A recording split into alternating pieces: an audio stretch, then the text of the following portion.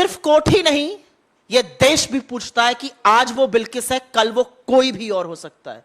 वो हम में से यहां पर बैठी हुई कोई भी महिला हो सकती है, वो सड़क पर आपकी बहन हो सकती है, वो कोई भी महिला इस देश की हो सकती है जिसके खिलाफ इतना जघन्य अपराध हुआ हो। अपराध छोटा मोटा नहीं था, अपराध सिर्फ गैंगरेप नहीं था। एक औरत ने जिसने 2 दिन पहले बच्चा जाया था, उसके साथ रेप हुआ, उसके बच्चे की हत्या हुई, उसकी 3 साल की बच्ची का सिर फोड़ दिया गया दीवार पर, परिवार के 11 सदस्यों की हत्या हुई। कोई सोच सकता है उसने क्या झेला इन सालों में? और उसके बाद सरकार कहती है, गुजरात की सरकार और केंद्र की सरकार, कि ये फाइल्स प्रिविलेज है। क्या प्रिविलेज है इसमें? यह नेशनल सिक्योरिटी का मामला है, यह राष्ट्रीय सुरक्षा का मामला है, यह एक महिला की अस्मिता, एक महिला के हक, उस जघन्य अपराध के खिलाफ इस देश की आत्मा का मामला है। आपको सच बताना पड़ेगा, किस आधार पर आपने इतने जघन्य अपराधियों को रिलीज किया और किस आधार पर आपके लोगों ने उन्हें संस्कारी कहा। सुप्रीम कोर्ट ने जो सवाल पूछा है वो बिल्कुल सही सवाल है, और आज इस देश की हर औरत पूछती है, ऐसे लोगों को बचाते हैं मोदी जी और उनके लोग, और कहां है स्मृति ईरानी जी, कहां है बाकी नेत्रियां? मुंह पर बिल्कुल चुप टेप लगाकर बैठ जाती हैं। आज जो सुप्रीम कोर्ट ने सवाल पूछा है वो इस देश की आत्मा को झकझोरता है सवाल, कि कल बिल्किस है, आज कोई और हो सकता है। और क्या छुपाने की कोशिश कर रही है ये सरकार? There is absolutely nothing about national security here. The truth about how the convicts of Bilkis Bano were released need to come out, because that's the truth. Every woman in this country, including myself, wants to know what was the ground on which they were released. अब इसमें तो मोदी जी का contribution होना थोड़ा मुश्किल ही होगा, मुझे लगता है। इसमें भी अब थैंक यू मोदी जी कहने लगे तो पता नहीं प्रहलाद जोशी जैसे या रवि किशन जी जैसे लोग हो सकता है इसमें भी थैंक यू मोदी के नारे लगाने लगे।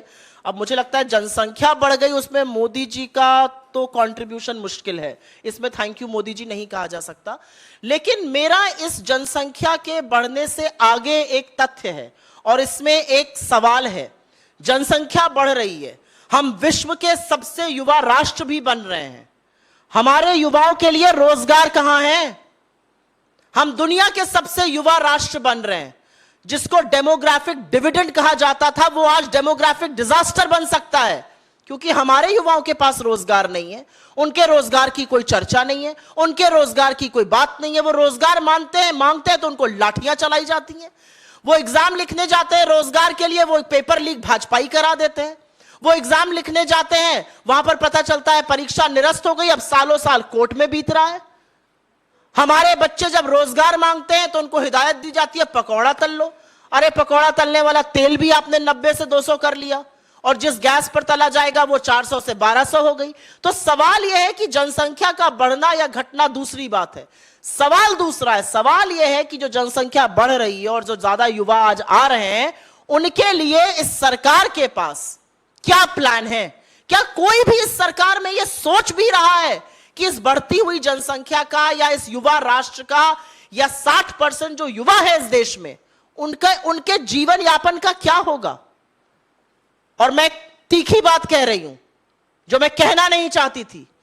जो अपराध के मामले जिस गति से बढ़ रहे हैं और जैसे लोग अपराध करते हुए पाए जा रहे हैं, युवा, छोटे छोटे बच्चे, लड़की ने बात नहीं मानी गोली मार दो, लड़की ने बात नहीं मारी चाकू कर दो, चाकू भोंक दो, पिस्तौल चला रहे हैं ये लड़के। आपको नहीं लगता कि ये डेमोग्राफिक डिजास्टर है? क्योंकि इन युवाओं के पास रोजगार नहीं है। जिस व्यक्ति के पास भी रोजगार होता है, काम करने का कोई जरिया होता है, वो उस पर ध्यान देता है। खाली दिमाग शैतान का घर होता है।